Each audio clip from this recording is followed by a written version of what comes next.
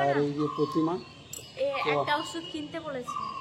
ঠিক আছে, কিনে নেবো। তো আজকে আমাকে হসপিটাল থেকে ছুটি দিয়ে দিল।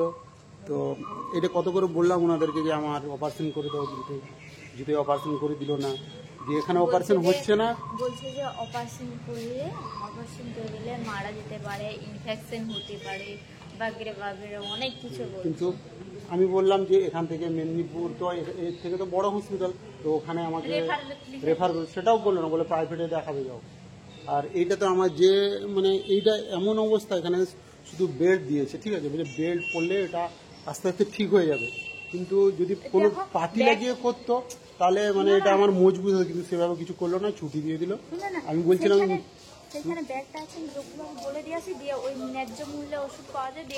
আমি বললাম যে আমাকে মেদিনীপুরে ট্রান্সফার করা হোক, যে মেদিনীপুরে ট্রান্সফার করলো না, কাজটা আমার মানে জবথবু মানে কোনোরকম করে, কোনোরকম মানে কি শুধু এইটা হচ্ছে কিনে নিয়ে এসেছি, বলে এটা কিনে নিয়ে আসো, এটা পরে থাকো, পরে থাকলেই ঠিক হয়ে যাবে।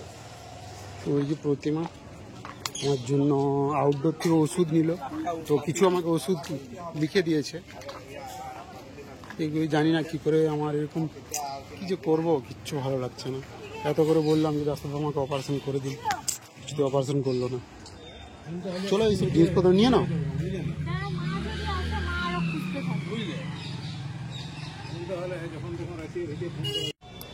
মা আসবে বলেছিল, তো এখনো মা এসে পৌঁছায়নি। আর কে জানে, মা হয়তো হেঁটে হেঁটে আসছে নাকি সেটাও বলতে পারছি না। আর আমরা দেখবে হয়তো ঘরে চলে যাব, মা হসপিটালে খুঁজে আবার ঘর যাবে। কি করবো বলো, এরকম কোথাও দাঁড়াতেও পাচ্ছি না, বেশিক্ষণ দাঁড়াতেও পারছি না। মা দেখবে আর আমাকে ওইদিকে না বেশি ইয়ে হবে, এইদিকে বসো। একটু ভাই আসতে যাবে, ঠিক আছে, আমার পুরো হাড় ভেঙে আছে, পুরো হাড় ভাঙা আছে। এই পাশে বসো, এই পাশে বসো। হ্যাঁ একটু জানেন পুরো দু জায়গায় হাড় ভাঙা আছে।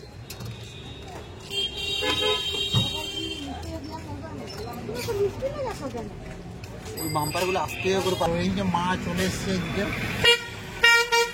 আমরা একটু লেট করলে মোটামুটি মা হসপিটাল চলে যেত, আমরা বাড়ি চলে যেতাম। আর এই যে এখানটাতে ওষুধ নেওয়ার জন্য ওই যে দাঁড়িয়েছি, হসপিটাল থেকে সব ওষুধগুলো পাওয়া গেছে, শুধু একটা ওষুধ কিনতে হবে, ওই যে প্রতিমা গেছে।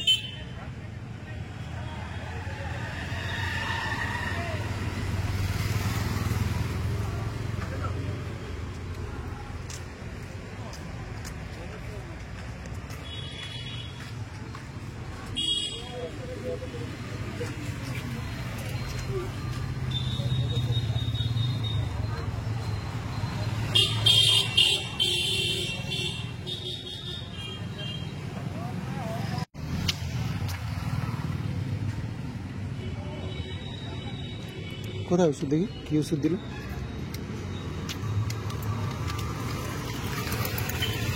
আমি কদিন এত বেশি এগুলো কি ওষুধ? আমার তো কিছু ওষুধই দেয়নি, প্যারাসিটামল, কিছু গ্যাসের ওষুধ, না ব্যথার কোনো ওষুধ দেয়নি। এগুলো ব্যথার ওষুধ না, এগুলো সপ্তাহে একটা খেতে বললো। কোন ওষুধটা? ওই যে যেটা নিলাম ওটা তুমি ওটা চারটা না আরো আছে? হ্যাঁ চারটাই আছে। তাহলে কতদিনের? সপ্তাহে একটা?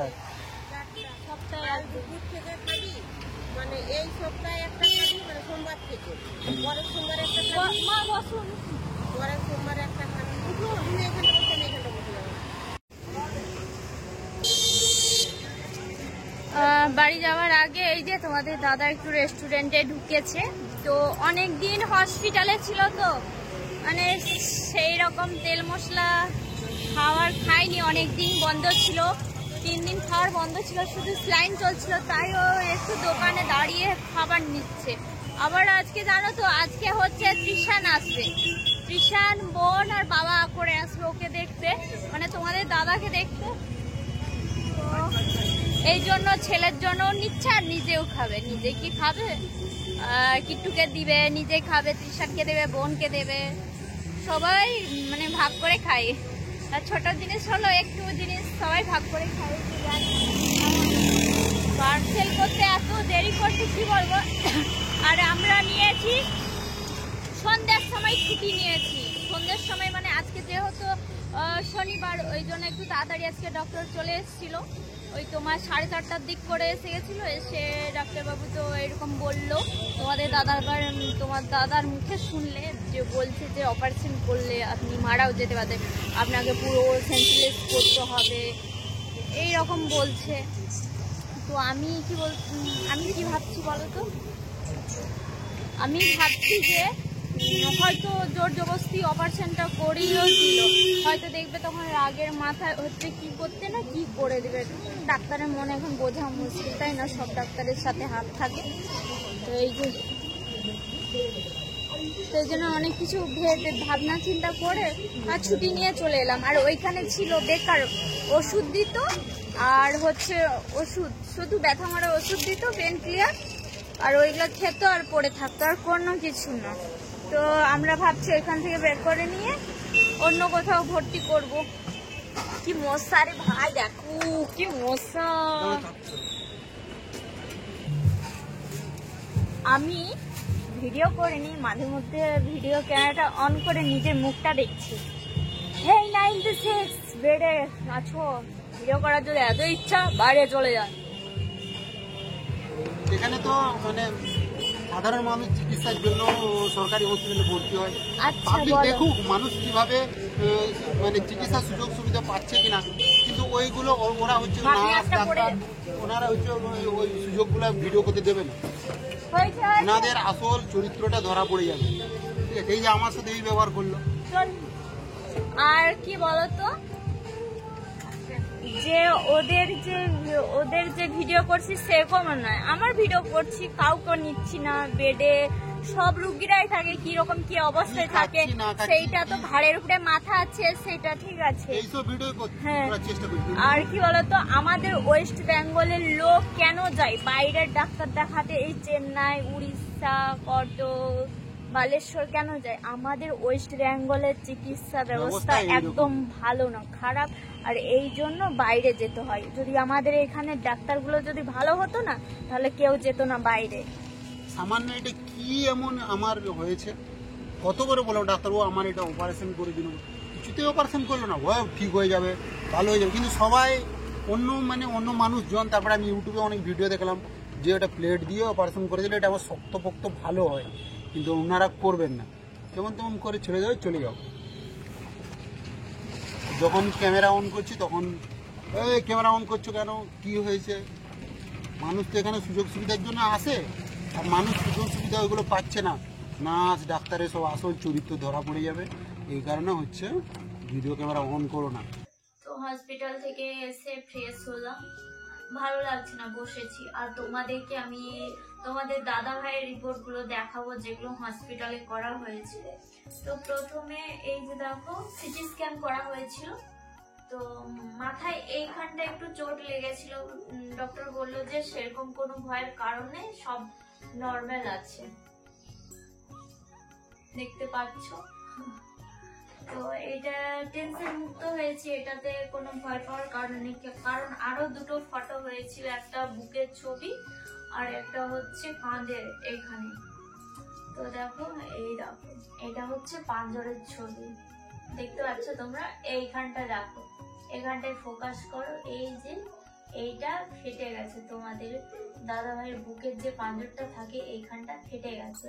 তো ডক্টর বললো যে এটা ভয় পাওয়ার কারণ নেই, আর এটা এমনিতেই জয়েন্ট হয়ে যাবে। আর অনেকের মুখে শুনেছি যে এগুলো হচ্ছে আপসেই নাকি জয়েন্ট হয়ে যায়।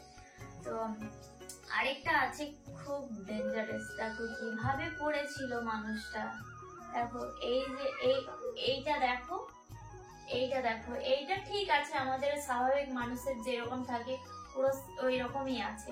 আর এই দিকেরটা দেখো, এইটা হয়ে গেছে তোমার নিচু, আর এইটা হয়ে গেছে একদম উপর দিকে। আমরা যেমন কাটলে হয়ে যায় না, কাটলে এরকম মানে চোঁচের মতো হয়ে যায়, সেরকম পুরো সেম হয়ে গেছে। তো ডক্টর বললো যে বেল্ট দিলে ঠিক হয়ে যাবে। তো আমরা চাইছিলাম যে অপারেশন করতে। আর তোমাদের দাদা ভাই বিশাল হাই ফাই বাড়ির ছেলে নয়, ওকে তো রোজগার করতেই হবে, মানে কাজ তো করতেই হবে। তাই না? এই জন্য ভাবছিলাম, আবার তোমাদের দাদাভাই প্রচুর ভারী ভারী কাজ করে, মানে মেশিন কাঁধে নিয়ে কাজ করে। তো এই জন্য বলছিলাম ডক্টর বাবুকে, তো ওনারা কোনো কথাই শুনলেন না, বলছে বেল্টেই কাজ হবে। তো দেখা যাক, বাড়িতে এসছি আর সবাই মিলে আলোচনা করি, বাড়ির সবাইকে বলি কি বলে, কোথায় নিয়ে যায়। আমার দেখো মনে হচ্ছে যে এই যে এটা তো ভেঙে আছে না, এটা তো ভেঙে আছে, এটাকে হচ্ছে যদি এমনি ভাবে মানে কোনো কিছুতে যদি টিপে রাখতো তাহলে তো হাড়টা বসতো, আর ওইটার থেকে কি করে হাড়টা বসবে বলো? তো দেখা যাক কি হয়, সবার চিন্তা ভাবনা কি বলে। তো না হলে আমাদের ইচ্ছা যে তোমাদের দাদাকে আমি বাইরে নিয়ে অপারেশন করাবো।